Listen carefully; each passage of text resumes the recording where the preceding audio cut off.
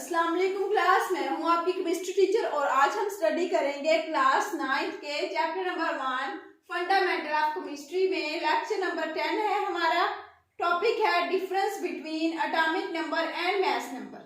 सबसे पहले atomic number और मास नंबर का आपको पता होना चाहिए क्या होते हैं।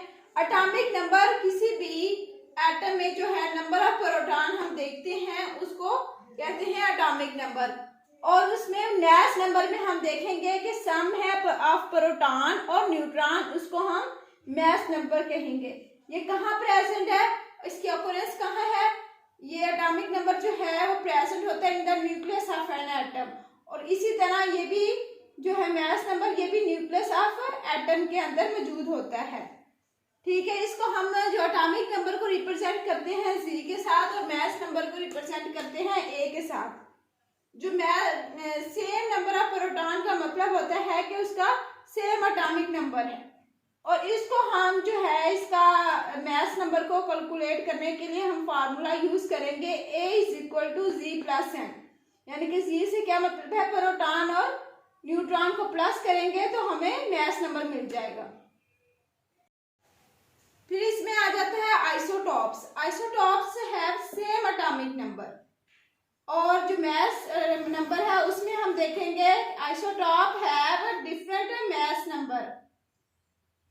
नेक्स्ट हम देखेंगे isobar. Isobar have different atomic number और आइसोबार जो है उनका सेम एटॉमिक मास होता है।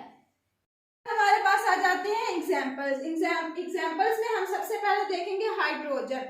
हाइड्रोजन का एक प्रोटॉन नंबर होता है तो इसका मतलब है उसका एटॉमिक नंबर भी 1 होता है। और कार्बन में इसके 6 प्रोटॉन है तो उसका मतलब है एटॉमिक नंबर भी 6 है। इसी तरह मास नंबर की एग्जांपल्स हैं कि कार्बन में जो है 6 प्रोटॉन और 6 न्यूट्रॉन, ये हमारे पास आ जाएंगे 12 के बराबर, तो हमारे पास जो है आ जाएगा मास नंबर। इसी तरह नाइट्रोजन की एग्जांपल हम देखेंगे। इसमें नाइट्रोजन में 7 प्रोटॉन है, 7 न्यूट्रॉन है, तो ये हमारे पास 14। और पोटाशियम में हमारे पास 19 प्रोटॉन है और 20 न्यूट्रॉन है, तो इस तरह ये हमारे पास बन जाएगा 39 एटॉमिक मास नंबर जो है इसका बन जाएगा पोटाशियम का। ये हमारे पास जनरल फार्मूला है, आपको बता दिया कि किस तरह इसको देखना है। अब हम नेक्स्ट एग्जांपल लेते हैं इसको समझने के लिए कि इसमें हम फार्मूले को किस तरह निकाल सकते हैं। अगर हमने n निकालना है तो वो कैसे निकाल सकते हैं। हमें a तो निकालना आ गया है कि हम जो है एटॉमिक मास किस तरह निकाल सकते हैं। अब हम न्यूट्रॉन देखना चाह रहे हैं कि हमें मालूम हो जाए कि हम न्यूट्रॉन किस तरह इस फार्मूले से देख सकते हैं। तो हमारे पास अगर मास नंबर दिया होगा और एटॉमिक नंबर दिया होगा किसी भी एलिमेंट का, तो उसमें हम ये फार्मूला अप्लाई करके इसमें से ये डिटेक्ट कर सकते हैं।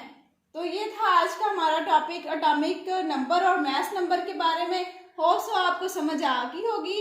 अब हम अपने नेक्स्ट लेक्चर में मज़ीद चीज़ें देखेंगे और डिफरेंशिएट करेंगे चीज़ों के बारे में।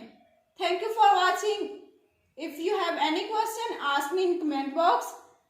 लाइक करें, शेयर करें और इसको सब्सक्राइब करें। अल्लाह हाफिज़।